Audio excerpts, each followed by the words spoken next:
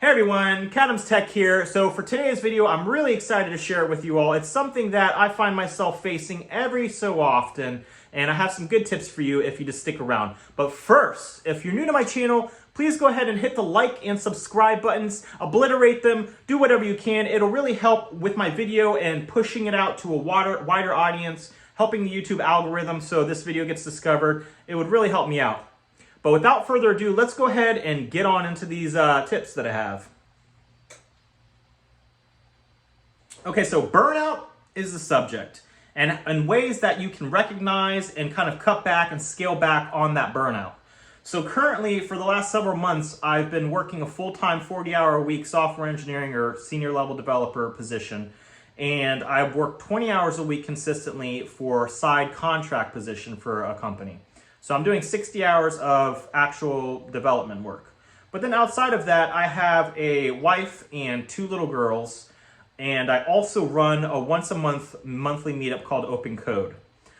So I've been doing that Open Code meetup for around 4 years now without missing a single month. It's from 7 to 9 p.m., so it's a 2-hour online meetup. And outside of this, making some YouTube videos. So I do a lot with code, and I'm in it all the time, and burnout is real. So what are some things that I do to help recognize and kind of settle down and cool down and simmer down and scale back on that burnout? Whoa, so what do I do? What's the first thing that I do when it comes to burnout? Well, you have to actually recognize within yourself when you're starting to approach that limit. And you have to pay attention to it.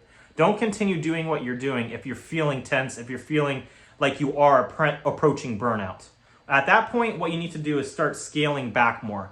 And one thing that I've been finding that really helps with this is surprising, because it actually really does help me personally with this. And that is exercise. Going on long walk, lifting weights, skateboarding, these are all things that I do several days a week. I've always made time for exercise. So whether it's walking at noon or walking at night after work for an hour, or waking up really early at 6 a.m. in the morning and hitting the gym, hitting the weights hard, or just going on an afternoon skateboard break or night skateboard break, this really helps clear my head and get me away from code. And honestly, even sometimes when I go out and I skateboard at the skate park, the local skate park, I'll talk to people about code there because some of them are interested. I talk to web designers that I skate with and things along that line. So I can't escape code no matter what I do, but it really helps with it. Okay? For the next tip, I would say cut back on some of the work you're doing. Just don't go too hard into it. Cut back a little scale back a little bit on the work that you're doing. Take a little bit of a break. Play some video games. Read. Spend time with family. Watch TV. Just do whatever you need to kind of cut back a little bit. But don't completely give up. Don't completely surrender. Just scale back to where you'll feel refreshed. And then once you feel refreshed, you'll know it's go time. Get in there when it's go time and go as hard as you can during that time. You don't have to go too hard though. When I say as hard as you can, I don't mean go like to the point where you're just losing it. Just go as hard as you can manage and still feel comfortable at a good pace. All right, what are some other things you can do to kind of scale back on that burnout and kind of cool that burnout down? Well, I know this might suck for some people, but honestly, getting a good night's sleep really does help. Try to get around 7 to 8 hours of sleep. I tend, more times than not, to go to sleep around 10 p.m. and wake up at 6 a.m. And it really works. As much as I would like to stay up until 1, 2 in the morning like I used to back in the day and play video games, the reality is the next day you're just not going to feel that great, especially if you do that several days in a row and you're having to think really hard and logically and problem solve at work. It's not a good mix. It can work for some people, but I just don't recommend it. It's not really healthy for you, even if you can get away with it. So try and get a good quality night's rest.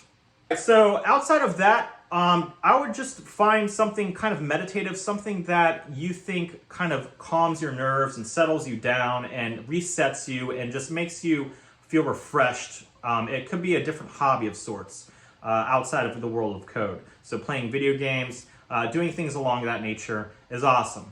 But don't get to the point where you're just doing all of that and not focusing on code. You need to focus on code. The whole point of doing these other activities, is that way you'll feel refreshed when you come back to code. So you find out what that individual thing is for you. It could be sewing, it could be knitting, it could be welding, it could be wood crafting, it could be ice skating, it could be soccer, it could be the sky is the limit, it could be fishing, it could be meditation, it could be yoga. So just find out what that thing is for you that you enjoy.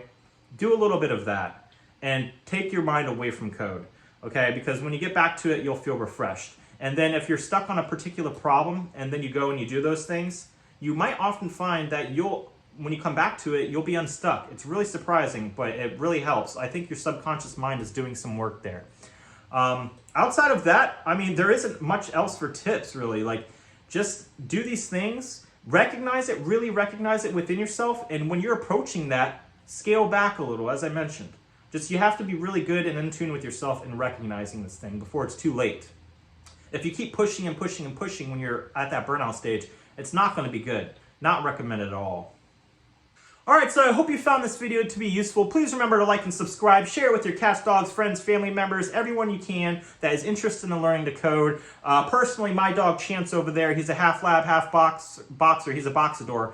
He really likes to code. So I hope you all have a really nice day. Thank you all for taking the time to watch this video. Looking forward to your comments, looking forward to you joining me in my future videos. Thank you so much.